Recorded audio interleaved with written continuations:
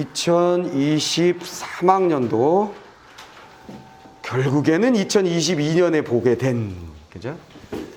2022년에 9월 모평이라고 이름하고 8월에 시험을 본 희한한 이것 때문에 선생님들 말 많았어.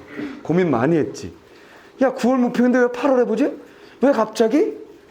그러다 담배 피우면서 한 손에 딱 얘기하더라.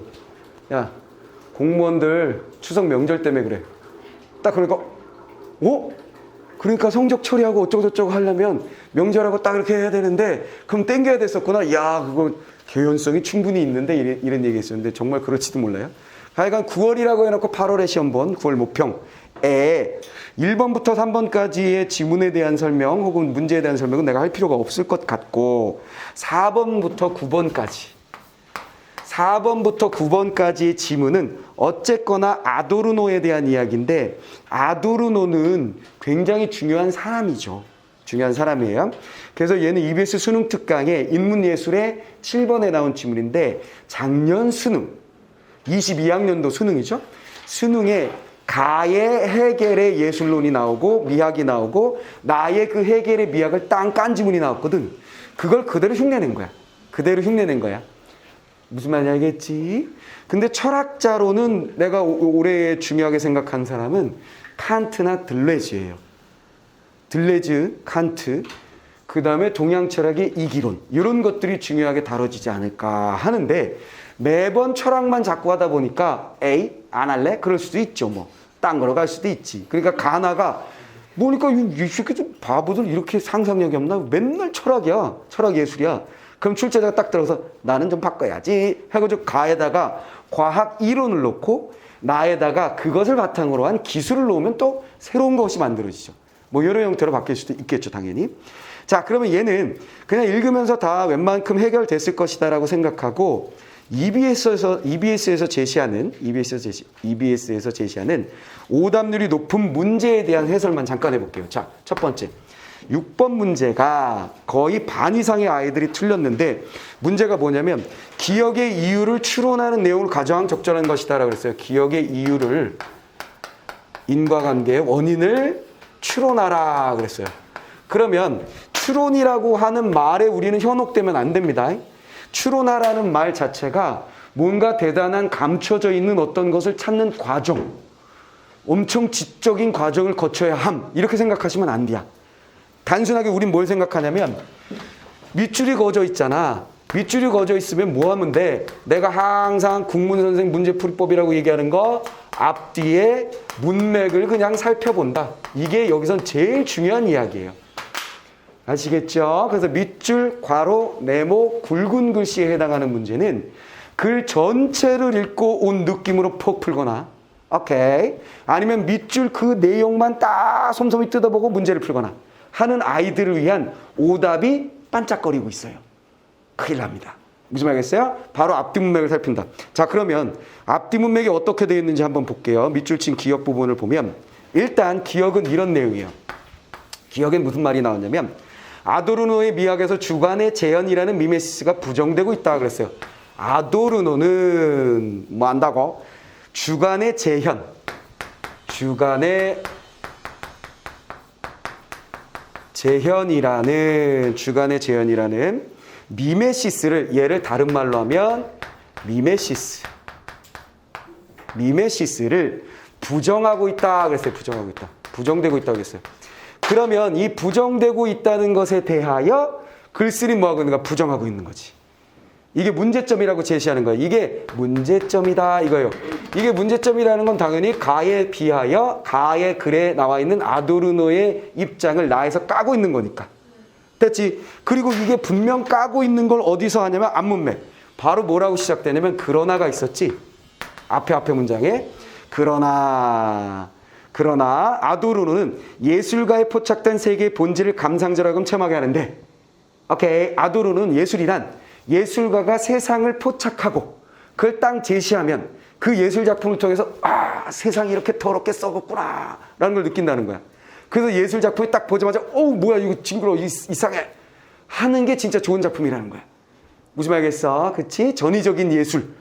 네? 여기 음악가 예를 들었잖아요. 그렇죠? 전위적인 예술. 듣고도 이 무슨 소리야 막 이런 거. 이런 게 진짜 예술이라고 얘기하는 거지. 그지? 자, 그렇게 세계의 본질을 제시하는 거라고 체험하게 하는 거라고 했는데 그러나 그는 이러한 미적 체험, 즉 세계의 본질을 체험하게 하는 그 미적 체험을 현대사의 부조리에 국한시킴으로써 따단 그러나 그는 현대사회의 부조리 뭔지 알죠? 나쁜 점, 썩은 점에 국한시키면서 국한 중요한 단어죠. 거기에 국한시킨다. 그 범위를 벗어나지 않고 딱 거기에만 한정시키는. 됐죠? 으로써 진정한 예술을 감각적 대상인 형태 그 자체의 비정형성에 대한 체험으로 한정했다. 진정한 예술이란 그의 입장에서 보면 형태 그 자체의 비정형성. 형태 그 자체의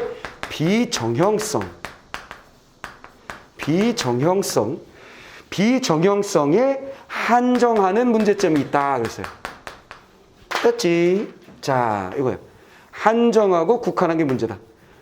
어디에 범위를 딱 묶어버렸다는 거야. 여기에만, 사회 부조리에만 딱 이렇게 묶어놨다는 거예요. 이게 문제점이라는 거죠. 자, 그러면 우리 뒤집어서 우리는 문제를 풀고 나서 보는 거니까 정답인 녀석을 한번 볼게요. 왜 얘가 정답인지. 5번 선택지 보세요. 6번에 5번. 예술가의 주관이 가려지고 따단. 자, 뭐야? 얘 잡았지. 얘를 그대로 가져왔고 가려지고는 부정하다를 가려지고로 바꿨지. 됐지? 그 다음에 형태에 대한 체험만이 강조되었다. 형태 요거 가져왔지. 그리고 많이 강조되었다. 요 말을 많이 강조되었다로 바꿨지. 이래서 결국 밑줄 친 기억과 앞문맥의 믹스야 그냥. 그대로. 이게 무슨 개뿔 추론이야. 앞뒤 문맥을 살펴보면 그냥 답이 나오는 건데. 무슨 말인지 이해했지? 그래서 밑줄 가로 네모 굵은 글씨는 항상 뭐다? 앞뒤 문맥을 살피면 답이 나온다라고 내가 자꾸 얘기를 하는 거야. 알겠지? 물론 모든 이 형태의 문제가 100% 앞뒤 문맥에 딱 답이 들어있는 건 아니야. 가뭄에 콩나듯 전체 흐름을 보거나 더 뒷부분을 보거나 하는 경우도 있긴 있어. 근데 대부분이 이게 이렇게 봐줘야 되는 게 중요하다라는 얘기고, 그 다음에 이 5번 선택지가 요거를 그대로 가져온 건데, 그러면 왜 많은 아이들이 이 문제를 틀렸냐면 이런 거예요. 제일 많은 오답률을 가졌던 4번 선택지를 보면 미적 체험의 과정에서 비정형적인 형태가 예술의 주관으로 왜곡되었다. 자, 뭐가 들어있어? 체험 그대로 들어있고 비정형적인 들어가 있고, 그렇죠? 그 다음에 주관으로 왜곡된다. 주관이란 말 들어갔죠. 즉 앞뒤 문맥에 있는 그 단어들이 얘도 다 들어가는 거예요. 대신 거기다가 뭘 넣은 거야? 이 형태를 뭐라고 했어? 형태가 예술가의 주관으로 이렇게 왜곡되었다라는 말이 들어있죠. 이해됐지? 이 형태를 얘네들은 주관으로 왜곡시켰다라고 얘기했어요. 이해됐어? 기억과 같이 얘는 주관의 재현을 미메시스를 부정하는 겁니다. 아도르는 그래서 문제가 많아요. 라고 말한 이유를 요거로 왜곡했기 때문이라고 얘기하는 거야. 내 말 이해했어? 그러면 학생들의 입장에서는 이 선택지, 그러니까 5번 선택지뿐만 아니라 4번 선택지에도 핵심적 단어가 들어있는 거야. 그러니까 어려운 문제가 되는 것이지. 자, 뭔 얘기냐면 쉽게 내리면 간단해. 핵심적 단어가 들어있는 선택지를 정답 하나만 놓는 거야. 나머지는 핵심적 단어가 아닌 곁다리들을 집어넣으면 애들이 이게 제일 답 같은데 빵 찍으면 되는 거야. 그래서 명확하게 정리하거나 이해하지 못했지만 핵심을 찾기만 하면 답이 나오는 거지. 그래서 제가요, 이 지문을 이해하지 못한 것 같은데요, 다 맞긴 했어요. 이런 말이 나오게 되는 거야. 그럼 뭐야? 난이도가 낮은 상태가 된 거야. 근데 어느 정도 난이도를 올려주려면 선택지에 적어도 두세 개 정도는, 두세 개의 선택지는 정답과 함께 핵심적 단어를 똑같이 집어넣어주는 거지. 대신 연결을, 얘는 자연스럽게 있는 말을 살짝 바꾼 연결을 했고 얘는 듣보잡을 집어넣는 거야. 본문에서 없었던. 그럼 우리의 대처 방안이 뭔지 알겠지? 핵심이 있다고 고민할 것이 아니라 걔네들을 연결하고 있는 이런 말들이 본문에서 내가 본 말인가? 혹은 본문에 있는 말을 살짝 바꾼 말인가를 생각해 보면 되는 거야. 근데 이게 왜곡이라고? 모르겠는데 아마 빨리 패스. 근데 얘는 5번 선택지를 봤을 땐 얘가 한정, 부적, 요게 그냥 조금만 바꿔놓은 상태니까 얘가 맞구나 하고 빡 찍으면 끝나는 거지. 내가 한 말이 무슨 말인지 좀 알아먹었어요? 알아먹었어요? 자, 그러면 우리가 핵심만 잡는 것으로도 문제를 풀 수 있는 경우가 대부분이지만 조금 어려운 문제를 풀어서 더 고득점으로 1등급으로 가고자 한다면 그 핵심 단어들을 어떻게 연결하고 있는지 연결고리까지 생각하는. 그래서 글읽기란 핵심을 잡고 그들을 연결할 수 있느냐 없느냐가 글읽기의 성공 여부라고 내가 말했던 거야. 처음 만나서. 무슨 말이겠어? 그래서 원숭이 똥콩 빨개, 빨감 사과, 사과는 맛있어. 이 연쇄로 되어 있다. 모든 글은. 이라고 말하면서 시도 소설도 뭐 다 그렇게 읽어준 거야. 알겠지? 자, 그렇게 보시면 되겠고. 자, 그 다음에 또 오답률이 높았던 두 번째 문제가 있었는데 두 번째 문제는 8번 문제였어요. 자, 8번 문제를 또 보면 자, 얘는 이 부분을 한번 보세요. 가지문의 세 번째 단락. 가지문의 세 번째 단락을 보면 이런 말이 나옵니다. 아도르노는 쇤베르크의 음악과 같은 전위예술이라는 건 앞서가는 예술을 말해. 프로그레시브한, 오케이? 앞서 나가는 진보적인 그런 예술. 그 자체로 동일화에 저항하면서도 됐지? 전위예술에 대해서 얘기했어요. 전위예술은 뭐한다? 뭐 동일화. 이거 아도르노가 제일 싫어한 게 이거잖아요. 동일화. 그치? 균일화되는 거. 자, 요거에 저항한다. 그래서 좋다는 거야. 근데 중요한 건 뭐야? 면서 도가 들어있단 말이지.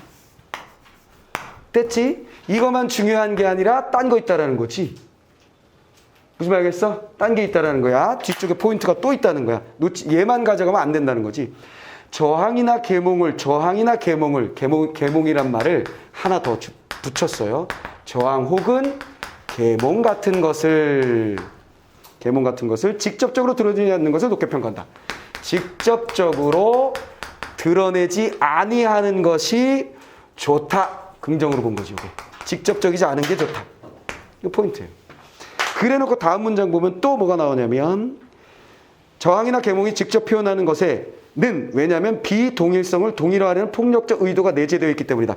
이걸 직접적으로 드러내려고 한다면 그것은 또 다른 동일화이기 때문이다. 이렇게 얘기한 거지. 이해됐어? 이건 또 다른 동일화의 강요이기 때문. 이렇게 돼 있어요. 자, 그러면 요 문맥의 포인트는 도도 딱 들어가면서 동일화에 저항하더라도 그것이 직접적이어서는 안 된다. 이렇게 돼 있는 거지.